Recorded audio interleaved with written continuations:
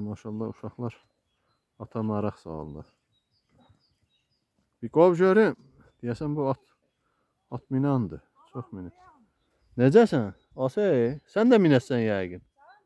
Ha. Niyə olmur ki? Mən almışam sizdən yana da. Necəsən? Yaxşısan? Yaxşı. Çox sağ ol, sağ ol. Sizin sağlığınıza. Almışam uşaqlar minsin də. Sən də alarsan. Vardı. Neçədir mı? Fağamı 400 manata satır. 350 idi birer. Bu farkı almışam. Yox, ondan almamışam, başqasından almışam. Ha, dedi ki vardı, istəyən olsa denə. Atam deyir bir pulun. Yəni bu videonu paylaşarım, cəmaət də bilər də.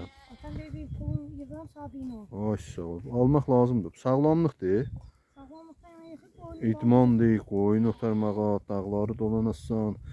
Bir yerə gedəsən, məsələn mən əkin əkmişəm, gedəcəyim onlara baxacağam. Nə qalsın bir o.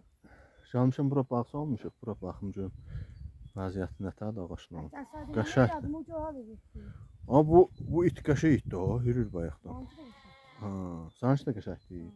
Molodis. Sən təzəyə çıxdın. Helal olsun. Bir ara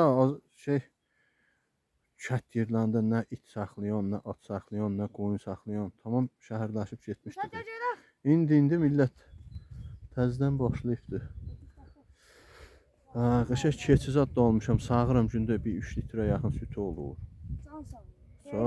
Sağ ol. Şamşıdanımızın maşallah olsun. Cesko. Manzarasına, qarına, bərəkətinə. Alabay. Bu itin adı Alabay deyil, amma cinsi haqqında bir şey deyəmərəm. Bu cinsi qutbasar cinsidir.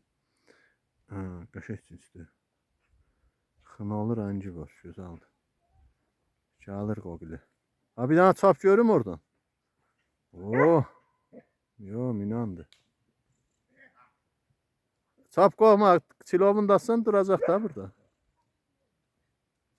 Diyanmır, bayaqdan bezdirib bana. Minə bilsən min, yıxılıb eləməyəsən min. Hıt!